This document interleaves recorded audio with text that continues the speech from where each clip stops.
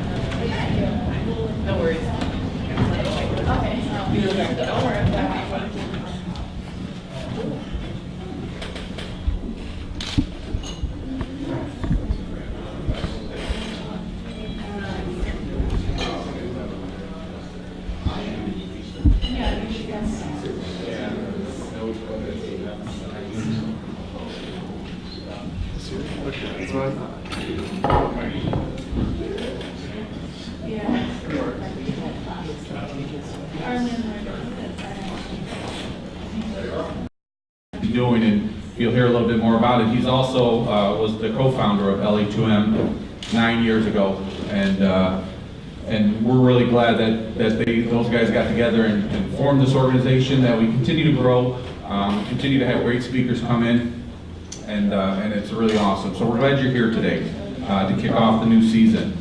We have some great speakers lined up this year, and Derek being the first on the slate will set the tone for that. A couple things about LA2M. We are a nonprofit organization. We love to share marketing education. We love to share marketing ideas and innovations with you guys. We love to have everybody work together and share business together. The whole idea here is to share marketing education and then hopefully help you guys promote your business as well, so that we can all grow in the Ann Arbor and Metro Detroit area. We have some great people in the marketing arena, and we're really happy to be a part of this and to help the marketing industry grow. So we are all volunteers with LA2M. Roger volunteers this time to do the videoing. We do try each month to have this up live, and if we don't have it live, we do put the video up on our website, usually within a day or two. It's up there, so if you missed something in today's talk, you can go back on the website in a couple days and watch it again and catch it all again, as well as our previous talks on there, as well as speakers. Carter's here from Carter Shoreline from Frog Print Studios is our photographer, and he photographs and places it up on the LA2M Facebook page. So smile when you see Carter walking around taking pictures. He'll usually catch you taking a bite of food. And then Stacy in the back, who's checking in, is actually our new LA2M manager for this year. And Stacy will be helping to organize all the events, as well as speakers, and get things kicked off. So that's something new this year. She also is active as our treasurer as well. And then we also have just a lot of people who help out. And if you're interested in maybe get involved in helping us out with the organization, certainly see me afterwards, and I'd be happy to talk to you and see maybe what role you could play with the organization and help us to continue to grow. Best thing you can do is come back again and invite a coworker. We'd love to have some of your friends and colleagues come and continue to grow the organization. We have some great speakers coming up, like I said, including today. So the other way that LA2M continues to grow is through sponsorship. Like I said, we are a nonprofit. We're run by volunteers. So we do seek out sponsorships, and we are very fortunate for both this month and next month to have the Center for Digital Engagement and the Digital Marketing Workshop as our sponsor. And Bud Gibson is here. He runs the Center for Digital Engagement in Eastern Michigan. I'd like to have Bud come up and tell you a little bit about this year's workshop. Yeah, and so of course they delivered my food just as Jim was introducing me. So sort of fitting with tradition. Yes, I almost did take a big bite. I'm Bud Gibson. For those of you who've attended in the past, I have been coming to this not the whole 9 years, but at least 7 of them, it seems like. And at any rate, this is in fact going to be our 6th digital marketing workshop. We started in, or is it 7th? I think it's actually 7th because we started in 2011 and our 6th was actually in 2016. So this is our 7th digital marketing workshop. The theme this year is the new face of Main Street. So, and in fact, Derek is going to give a sample of our theme in today's talk. So you go by, you see these traditional businesses. Great example would be Moose Jaw across the way.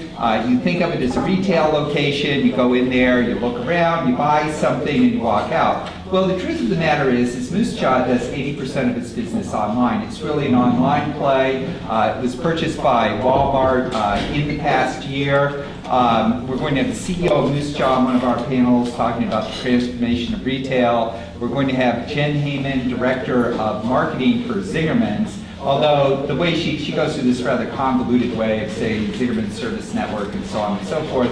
But the truth of the matter is that she does the marketing for Zingerman's and runs that show. We're going to have the Director of Social Media for Little Caesars. We're going to have a number of folks from Google in their retail and other sales channels, as well as a number of local businesses talking about this transformation that's gone on in their business and then how it has impacted their marketing operations. So of course staying focused on marketing, but now suddenly your marketing and customer service extend out beyond just people walking in and interacting with you face to face. We think it's going to be a very exciting show.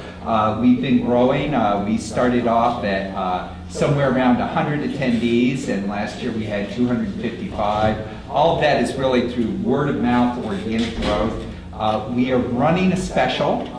Normally ticket prices are $50, but we have our early bird special, $35 that goes on through the end of this month. Ticket sales are already pretty robust.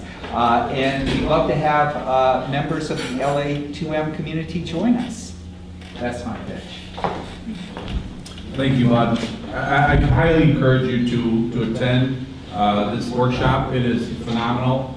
It will probably come close to, if not selling out, long before it. So I do encourage you to take advantage of the early bird and purchase your ticket. You've got the flyer in front of you. You can go online. I have already purchased my ticket, and I plan to be there. That is true. We have sold out every year. Yeah, so every year it does sell out. So don't wait. Don't expect to get a ticket the day of, because you probably will not be able to do that. So we thank Bud.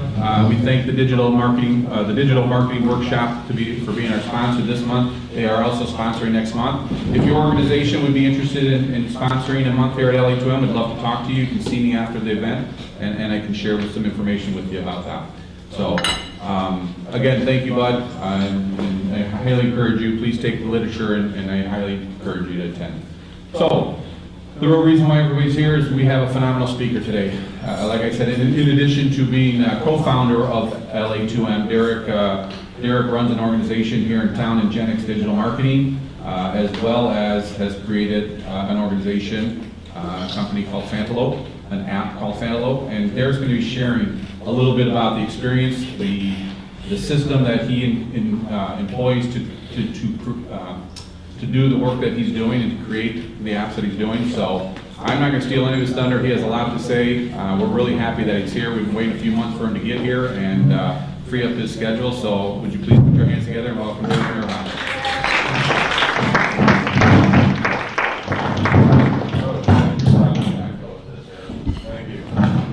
Thank you. very sensitive. Alright, let's get rid of this. Sorry about that, we've been having some microphone issues. Notice your microphone is just fine. This is the one they have working, so we're gonna share it. It'll be a little challenging when we get to the end, we do Q&A, but we'll make it work. Thanks, Derek. Thanks, Jim. All right, hi everybody. Everybody doing okay? Yeah. All right, good. So today we're going to talk about some cool stuff. Has anyone read this book yet? It's called Hooked? No? Okay. It's a very good book. Should you? Yeah, you should. That's true. You totally should, but I will talk about it today and I think give you a good overview of it. I also handed out worksheets, which I think all of you should have, which you can maybe not do today, but it gives you some good food for thought when you're thinking about designing a product, service, or maybe a mobile app. All right, very good. So we might as well get started without further ado. So what is Hooked? Hooked is a book by a guy named Nir Eyal, and it was written in 2014, and it talks about a 4-step process to building habit-forming products. So we're going to review the process. It's pretty amazing. I was actually, when I was starting Fantelope, I was at a sports conference and hanging out at the happy hour next to a guy who's developed some apps and products, and he recommended this book. He said this book is really the key to, if you develop anything, you should have this hook process in mind, because some of the best companies are using it. We'll talk about that. I really think it's essential reading for anyone, but you're also here, so you'll get a pretty good overview of what Hooked is. And then what is Fantelope? First of all, anyone have an iPhone here? Any iPhone people? Yeah. I would love it if you want to download Fantelope. Just go to the App Store, search Fantelope, download it. It's easy. We just launched in the App Store last week. This is version 2.0 of our app. So we did launch last fall, right around this time. We did some work with University of Detroit Mercy. Our app was very different, and we got some great feedback from our users and from the client. The client loved it, but it wasn't quite performing the way we did. So we built a new app, which is an all-native app built by some really great developers, and it's more of an MVP. You guys know what MVP means? No. Minimum viable product, or most valuable player. But both. So it's an MVP, and which means it's pretty simple. The app allows you to do certain things. You can choose your 5 favorite teams. You can swipe to do check-ins at sporting events. You can also share on social media. So, and it's kind of cool. I encourage you to try it. If you want to take a picture today, you can tweet it, and you just kind of paste the hashtags on there. It'll actually put the Fantelope logo on your picture, which is kind of neat. So this is an MVP which we're starting to promote, and we'll talk a little bit about what we've done so far using the Hook model, and then what's coming. Because as a work in progress, a lot of the functionality and things that would make it extremely habit-forming aren't out yet. Because as you'll see, it's pretty simple, reasonably simple app. You can also earn prizes and rewards, which we'll talk about. So, Hooked on smartphones. I don't know if this looks familiar to anyone. Not that you know these people, but the idea of sitting in bed on your phone. I know in my house, my wife reads on her phone, she's on her phone all the time. I guess I check my phone too. But really, people are hooked on smartphones. 79% of smartphone users, in fact, check their device within 15 minutes of waking up every morning. So that's a pretty big percentage. Perhaps more startling, fully 1/3 of Americans say they would rather, it's kind of funny, rather give up sex than lose their cell phone. So their cell phone is more important.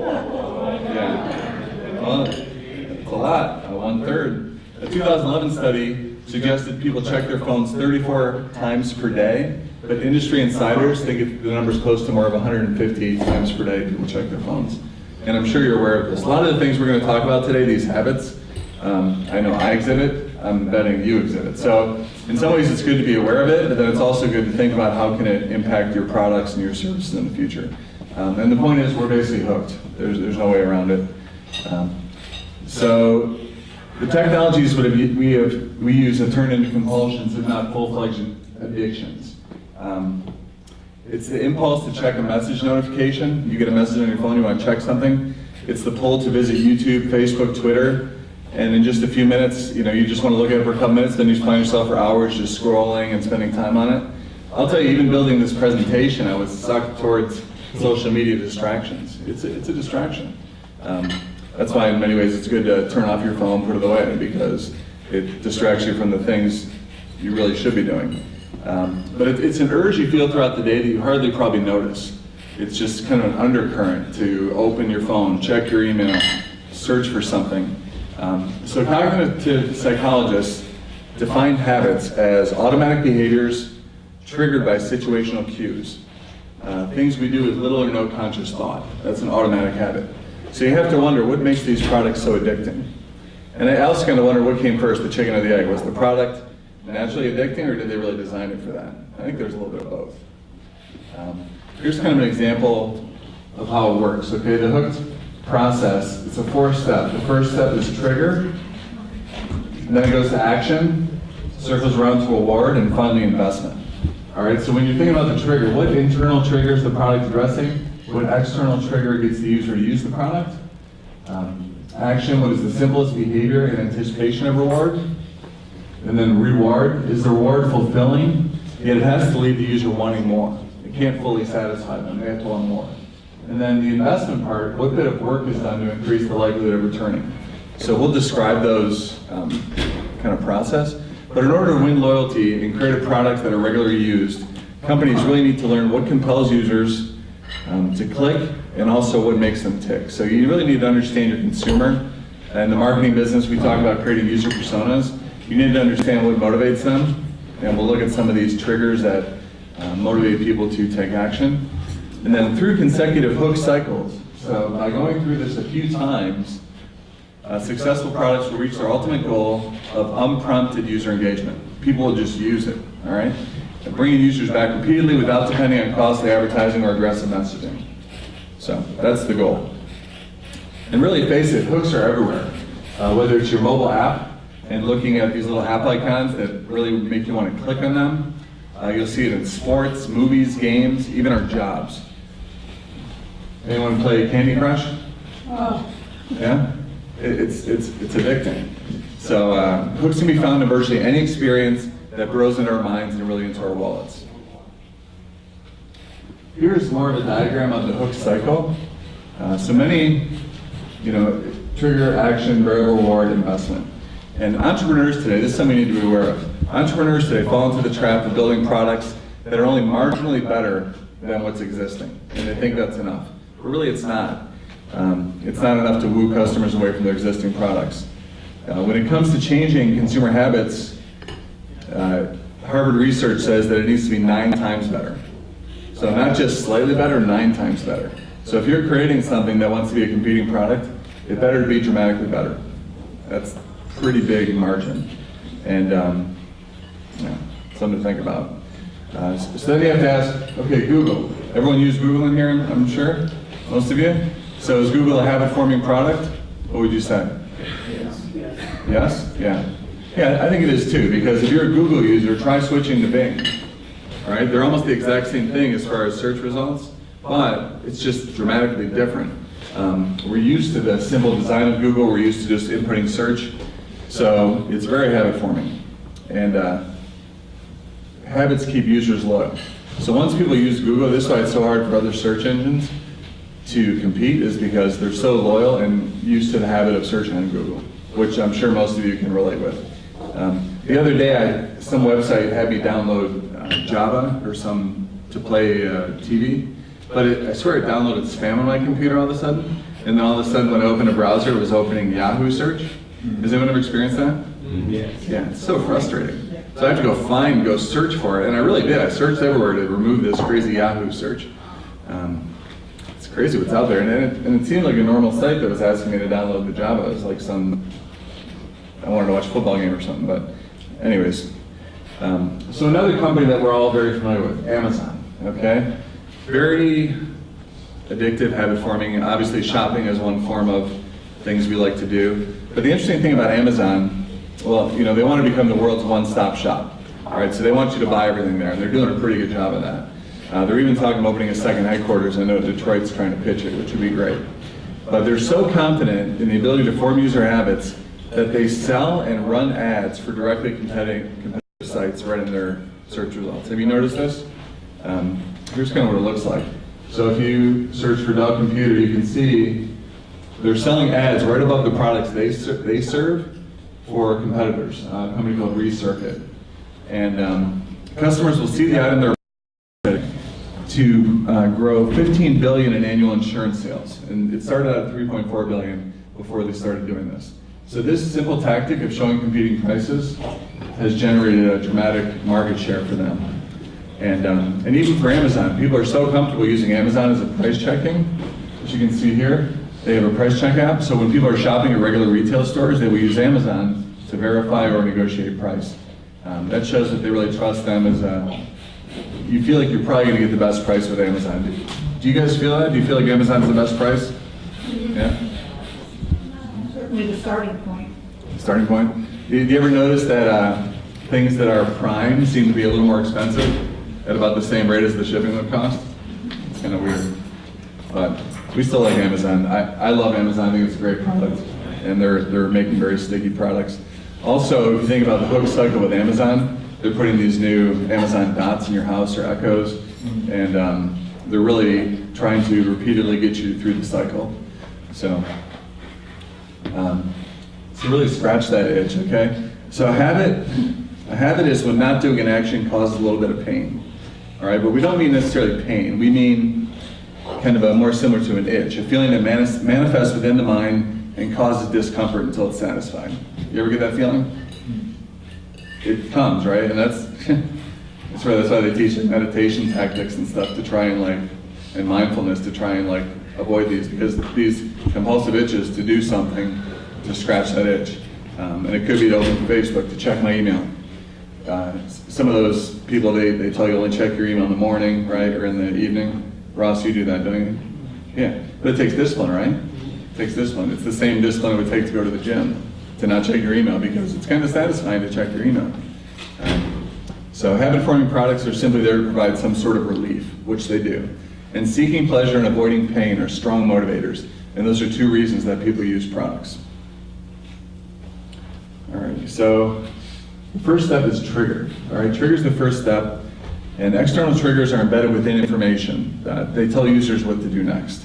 This could be a call to action in an email, or even here's an email, call to action, that's a simple trigger, or seeing an ad. Sometimes an ad, even like a Coke machine, it triggers a reaction. It makes you feel thirsty. Coca-Cola too, I'm a big fan of their slogan, taste the feeling. They're really trying to make you want that feeling. And the feeling is really an intense amount of sugar and caffeine hitting your palate, right? And what they're saying is that replicates feelings of, desire, youthfulness, sex, all these things in their commercials. It makes you feel like the same as drinking a Coke. Remember what that first kiss was like, I drink a Coke and I remember it. I mean, that's really how they want you to feel.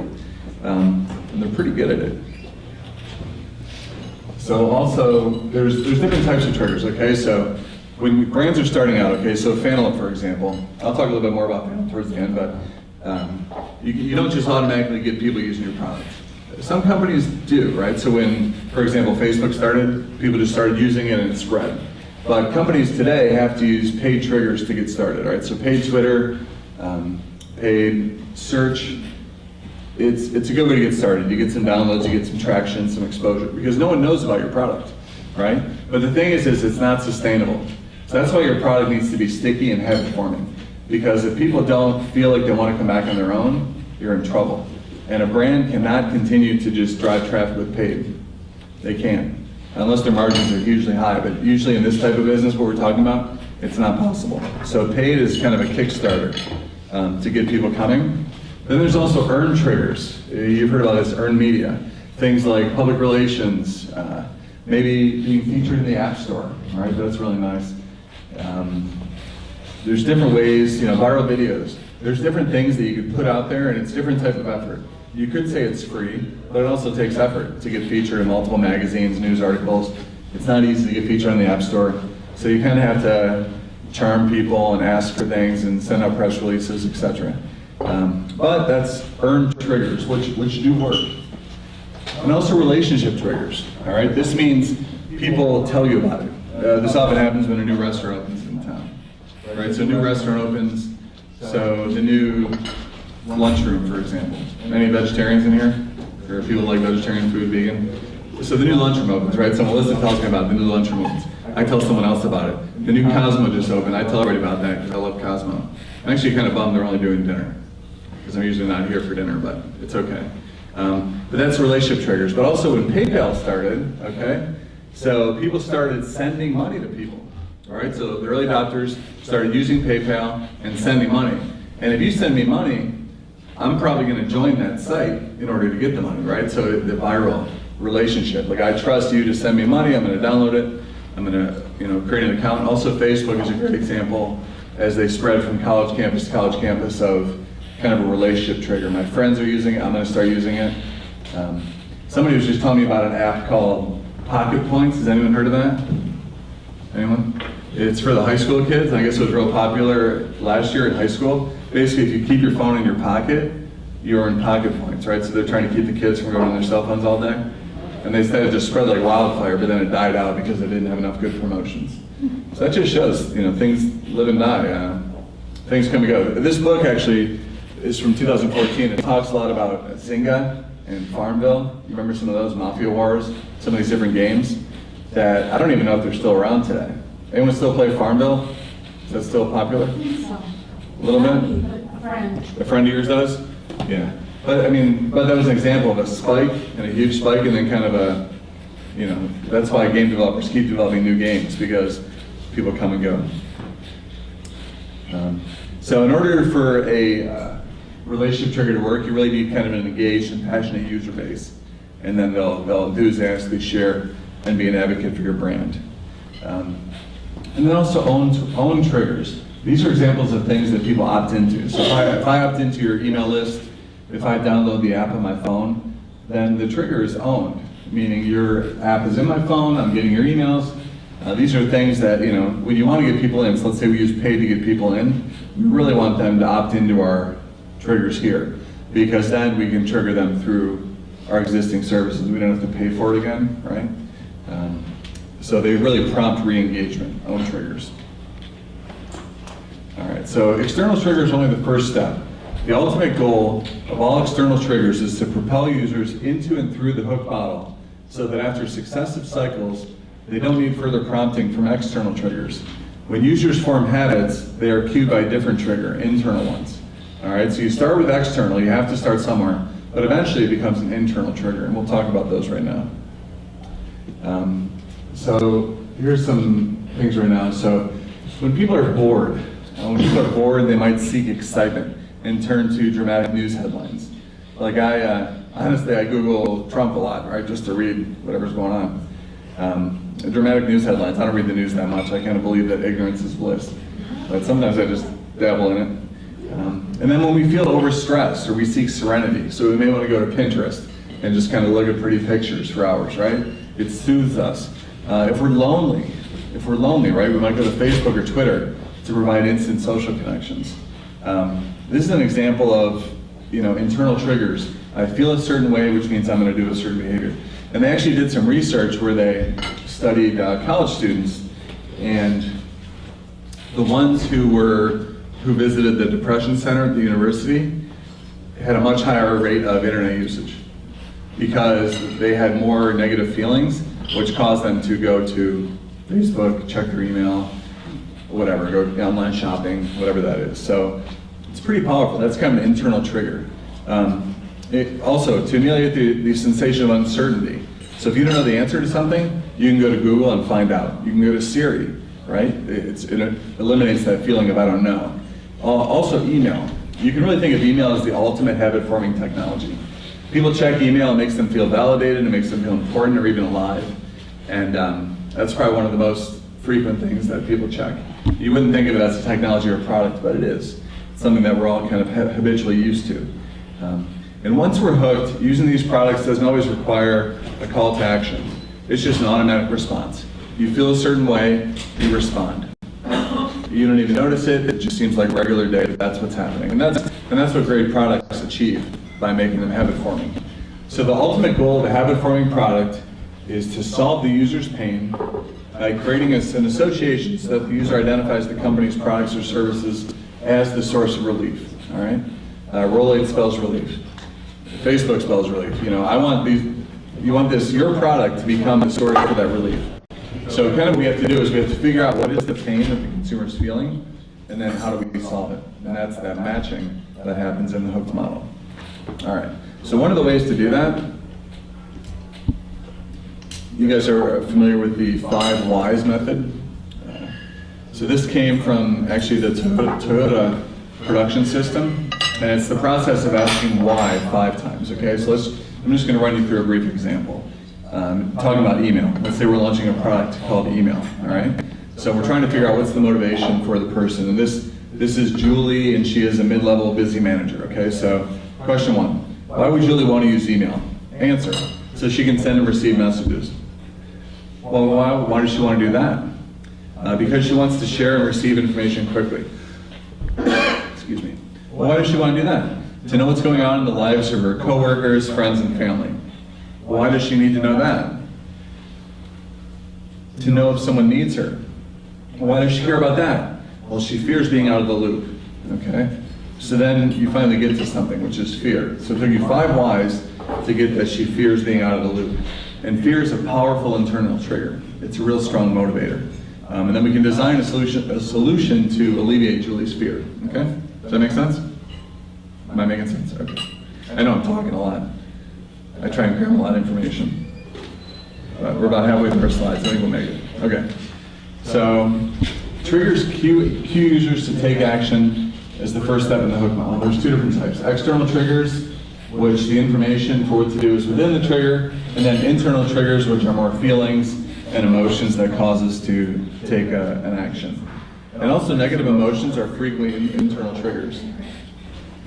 If you feel angry, lonely, scared, that's really a strong internal trigger. And it's natural. You know, we used to solve those in different ways back when we were, you know, cave people, you know, and it's evolved, right? We have different ways to make us feel better these days.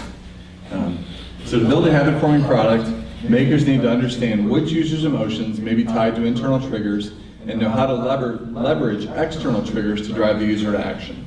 All right? So action is the second step in the hook model. And the trigger may inform user what to do next, but if they don't take action, the trigger is useless. Okay, so we need action. So, for example, me telling you to download Fantelope, right? I need the action of downloading it. If nobody downloads your app, you know, if a tree falls in the wood, no one hears it, does it exist, you know? Nobody downloads your app, does it exist? Not for long. So to initiate action, doing must be easier than thinking. That's part of the goal. You really want this action to be easy. Second nature, you don't want to think about it, okay? There's a CTA, call to action. So remember, a habit is a behavior done with little or no conscious thought. The more effort you have to put in, either mental or physical, required to perform the desired action, the less likely it is to occur. All right, that's why if you think of marketing, we talk about landing pages. We only want to give consumers one choice on the landing page, is to fill out the form and click submit. That's why we don't give them too many options, because if it's too hard, if they have to think too much, they don't know what to do. And there's a book called Don't Make Me Think that talks about that, simplicity. So when attempting to build a habit-forming product, take a human desire, preferably one that's been around for a really long time, identify that desire, and then use modern technology to take out steps to make it simple. And that seems easy, you know, that's a quote from the book, and that's why you might want to read this book, because I think this book can maybe spark some ideas for you. Here's an example of some easy actions, right? Companies work really hard to make things easier for you so you don't have to think. So if you think of joining a new product, maybe you're joining a website, maybe a service, it's not that easy to fill out a portfolio or fill out a profile. You know, filling out a profile takes time, but you can easily say join with Facebook. How many people do that? Join with Facebook? A lot of you, some of you. You can also join with Twitter, but it makes it just easy to join. Yes? How does that happen? I often get that. I offer to log in with Facebook. Yeah. From others. Who arranges that? Well, so Facebook they connect through the API to the product or your app, and when you say log in with Facebook, it pings Facebook back, and it knows who you are, and then it asks you, do you want to give this app or website permission to log you in? You say yes, and then they just, instead of writing out all your information, they pull it in there. Then they know who you are, your email. That's less privacy. Some people are concerned about the privacy of that because they're worried what that company's going to do with that data, but they usually tell you what they're using. So they'll use your name, your public profile information, sometimes your friend list. So, but it is something to think about. Friendless. Yeah, That's really scary. yeah. So the other things, for example, sharing on Twitter. Okay, if you're on a website, reading a blog, you can easily share that on Twitter. Makes it kind of viral. You don't have to think about it. Also, searching with Google is something that's super easy. Taking a picture with your iPhone, or for example, scrolling on Pinterest. Just spending time scrolling. You know, they make Pinterest so easy. Just spend time on it. It's never-ending flow of information. It's pretty satisfying. It's certainly a good time suck. So there's this guy named BJ Fogg who came up with a behavioral model, B = MAT. And what BJ says is that according to, for any behavior to occur, we need motivation, ability, and a trigger. Okay, so behavior equals motivation plus ability plus a trigger. So, yeah, I don't know if that makes sense, but you need to be motivated to do it. You need to have the ability to do it, the money, the time, and then the trigger is some sort of call to action, like, hey, shouldn't you come to our website today? Hey, don't you want to buy this product? Hey, don't you want to visit this app? And that's what motivates behavior. There are also 6 factors that can increase motivation. All right, seeking pleasure, avoiding pain, seeking hope, avoiding fear, seeking acceptance, or avoiding rejection. These are 6 common things that would increase motivation for you to take action. And just for fun, here's an example of hope. Remember that image? And then the latest image, I don't know if that's fear. I'm not sure what it is. But it's an example of 2 different strong messages. I felt the hope message was really strong. And this one, I don't know what it is. But I thought I had to put something up there because the Obama picture is too small. Okay, so the next stage in the hook cycle is the variable reward. All right, so reward. Everybody likes reward. If there's nothing in it for me, why am I going to do it? Okay, so they did some research on this. In the 1940s, these 2 guys, James Olds and Peter Milner, accidentally discovered how a special area of the brain is associated with all cravings, right? You've probably heard of this.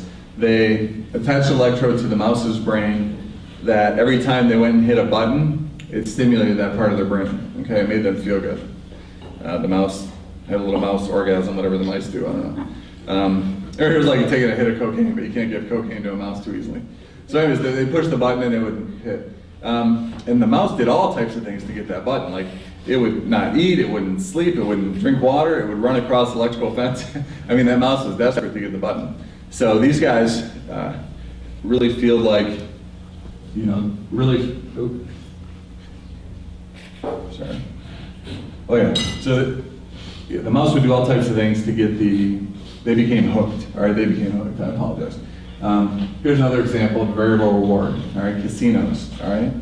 You keep playing the slot machine. Now you know that the casino's gonna take your money, but you can't help it, right? You just like the feeling. It's exciting to play the slot machine, the lights, the sounds, and gamblers every day plunk down $1 billion in the US slot machines, all right? Even though they know they're gonna lose their money and they don't win very much.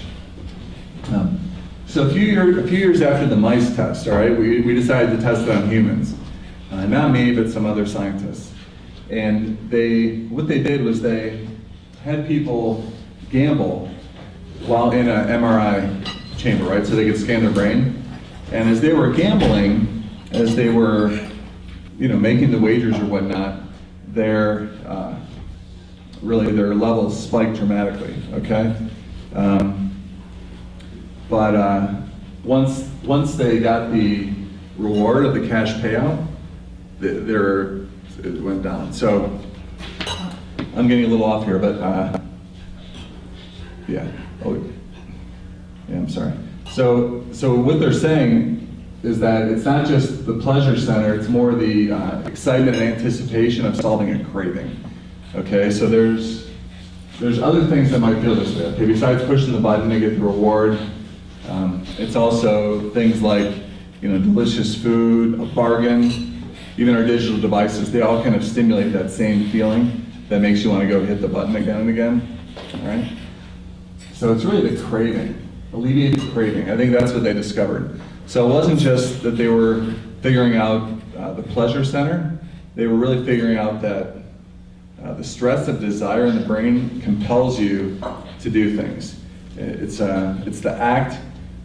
What draws us to act is not the sensation we receive from the reward itself, but these days we can still hunt, all right? We can go hunt for bargains, we can search on Twitter and hunt for good information or good content, maybe good photography. We can hunt on Pinterest for different things. We still have a strong desire to do that. So if you create a product that feeds into that, people will use it. And then also rewards of the self, and this is more people being self-motivated, intrinsic rewards for mastery, competence, and completion, okay? So sometimes we're driven to conquer obstacles just to do it, all right? So finishing a crossword puzzle. Puzzles are a big one. You wonder, for example, puzzles, I don't like them, right? Those big puzzles you do, but some people love them. They'll spend hours. It's like fun for them, not for me. Or maybe getting inbox zero, right? You just want to keep your inbox clean. So people do these things. This is rewards of the self. And then also, you got to remember that rewards must satisfy users' needs while leaving them wanting to re-engage with the product. And that's kind of a fine line. You can't just solve their problem where they never need you again. So the final stage in the hook cycle is called investment. All right, and this is a pretty interesting one. Before users create the mental associations that activate their automatic behaviors, they must first invest in the product. All right. Explain. The more users invest time and effort into a product or service, the more they value it. In fact, there's ample evidence to suggest that our labor leads to love. All right? I'll give you some examples of how this works. All right, so think of IKEA. All right, this is a very large furniture company. And really their secret sauce is that they package everything in made-to-assemble boxes, which saves them money on shipping and retail space. And then also, by asking their customers to assemble their own furniture, they're really forcing them to adopt an irrational love of the furniture because they're making it themselves. So they've invested in the products with their labor.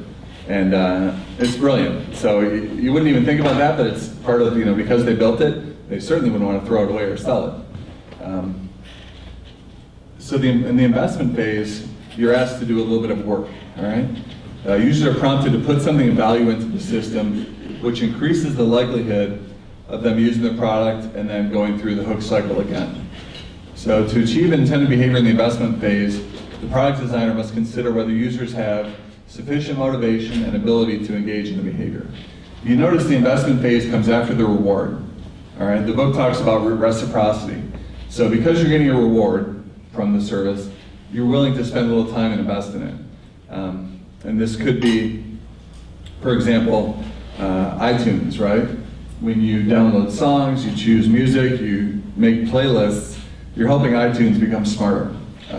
They can then serve you better, give you better choices. When you play the radio, they know what you like. It's investing, and it's because of the work that you did to select your things. Spotify's same basic thing. Also, like Facebook, right?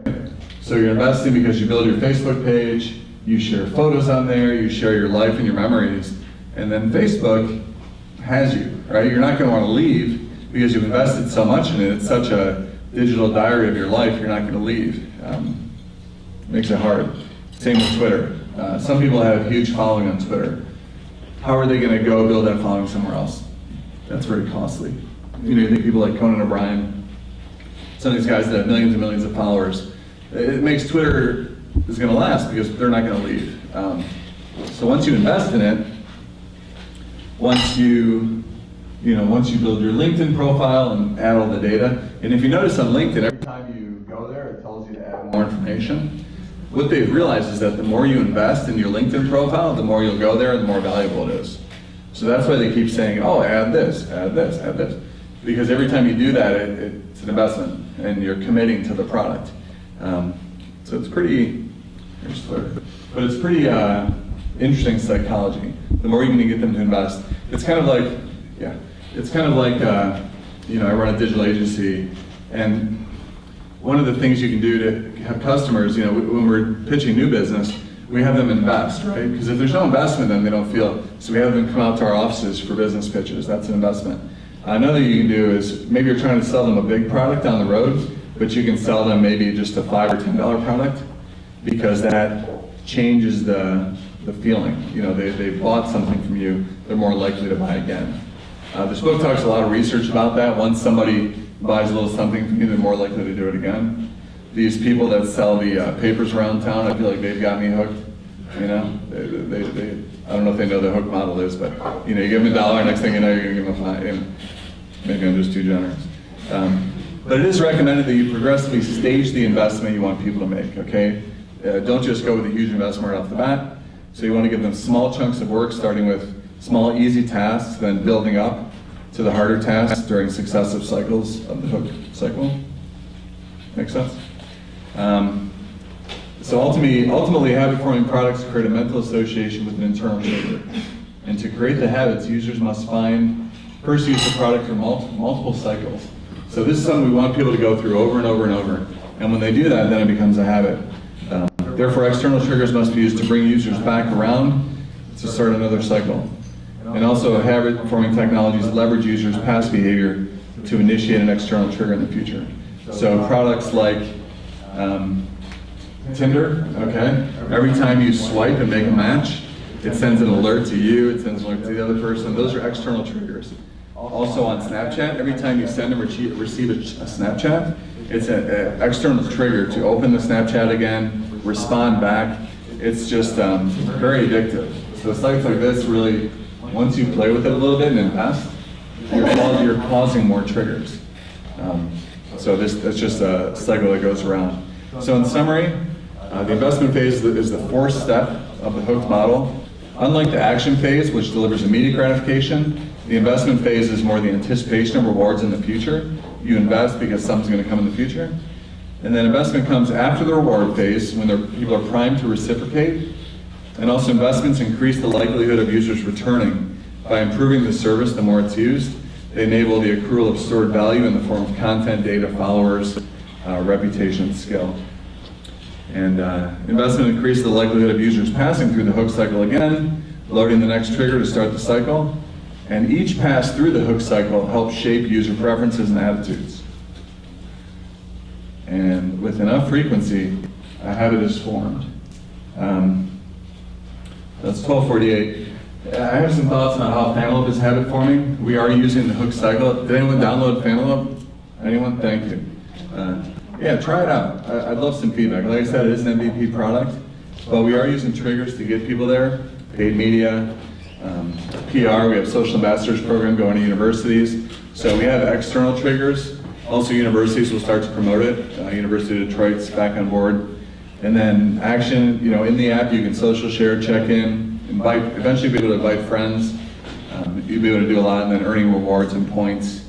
And then investment would be building your profile, inviting friends, adding photos. So a lot of the same things that you might see in some of these other apps or products that are very sticky would be with Fantelope as well, but it would just be sports specific.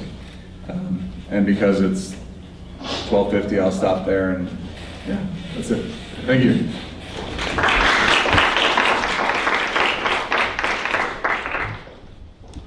So I purposely kind of let Derek continue to talk because I wanted him to finish up and get to the end here. We normally do a few minutes of Q&A. We're kind of out of time because what we want to do is, one thing I failed to say at the start, is at the end of the program, we always pass the microphone around so that everybody has an opportunity to introduce themselves. So we're going to do that real quick. We'd like to get everybody out of here by 1 o'clock or be done by 1 o'clock so you can get out of here if you need to. You can certainly stick around and network. We have the room for a little while, so certainly as you hear people introduce themselves, it's a great way to make business contacts and have a quick conversation. So we'll start up here with Ross and we'll get around the room real quick in less than 10 minutes.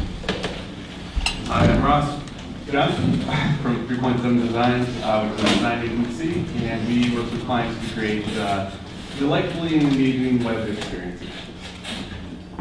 Victor Mansky, private contractor consultant in electrical electronics engineering and embedded systems.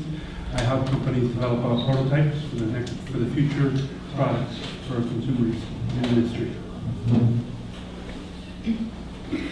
Hi, I'm Melissa Armstrong. I work at Ingenex, digital marketing with Derek, and I'm the content strategist, so I help develop content for our clients. I'm Michelle Smith with Ingenex digital marketing with Derek, and I'm the director of growth, and I'm helping our company as well as others grow the business. My name is Zach Gilbert. I'm the account manager for Ingenex, and basically I work with all the clients. Hi, I'm Satish Malnak. I'm CEO here at Advanced Services, a healthcare tech firm, and co-founder along with Derek on Fantelope. We're West Michigan alum, an advisor at the local accelerator in town, and also a handful of other startup companies, so startups and entrepreneurship are my thing.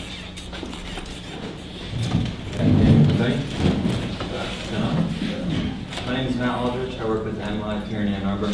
I'm primarily a digital marketer, but yeah, that's pretty much it. My name is Nir Eyal. I'm working with us. Stand up.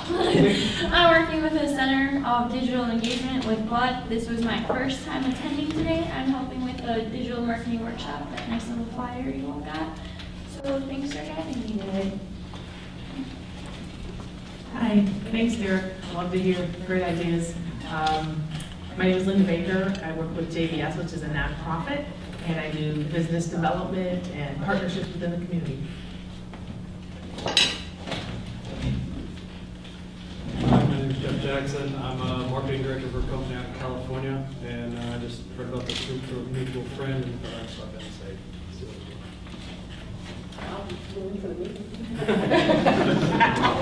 Look at that. I'm Nancy Rojas Fairley. I'm from Jack. If anyone's interested, I have some media guides and I'd love to talk to you about it. Thank you.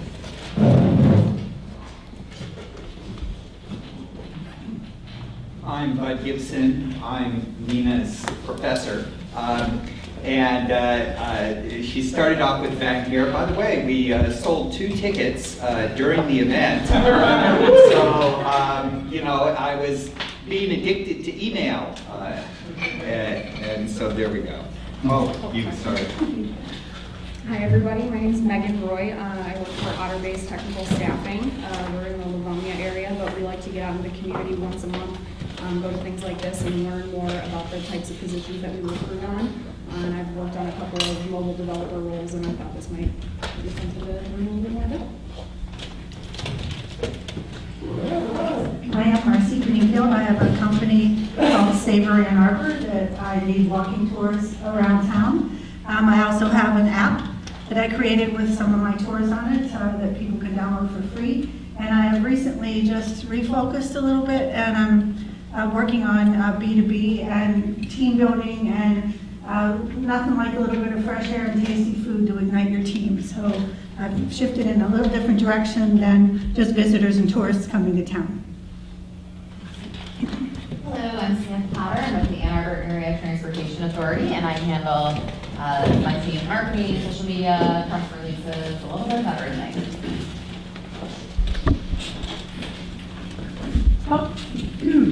I'm Susan Harris. That was a great talk. And I went to your very first workshop, I think, Bud. It is really good. That's my promo.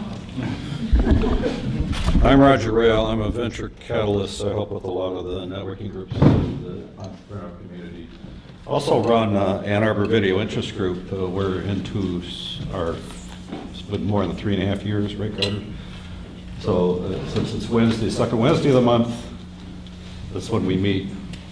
But it's tonight at Carlisle's at 6:30. So a2vig.org. If you're into video in any way, go to a2vig.org and RSVP.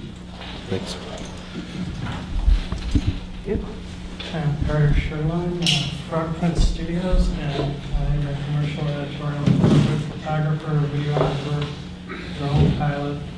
This covers about everything except for I don't shoot weddings, but they're dangerous.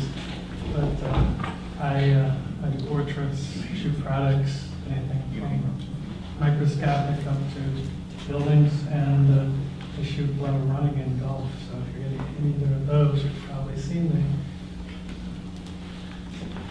All right, thank you. And again, I'm Jim Uziel. I help kick off these events each month. Again, thank you very much, Derek. You joined one more round of applause for Derek.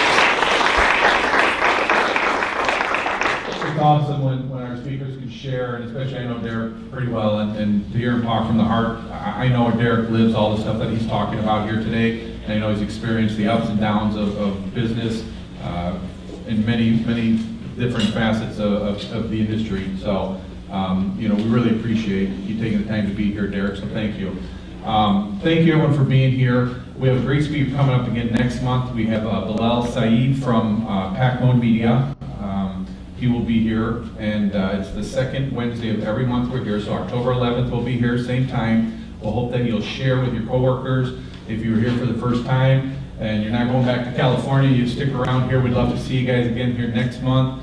Bring a colleague, bring a friend. On the table in front of you is a little LA2M card. Feel free to take one with you. Maybe put it up on your board so you can remember. And even if you're not here, catch us online because we're doing video live feed. So if you're not able to make it here, watch us online or watch the video afterwards. We'd appreciate it.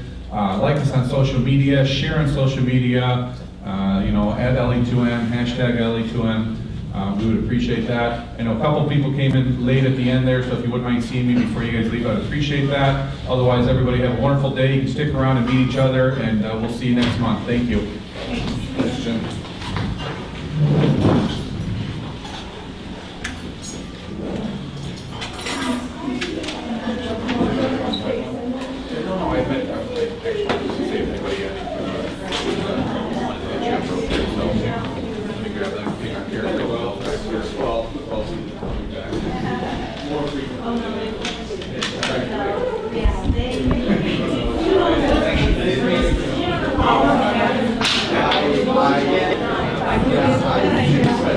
What's that? Yeah, I think I've heard of it, yeah. I responded to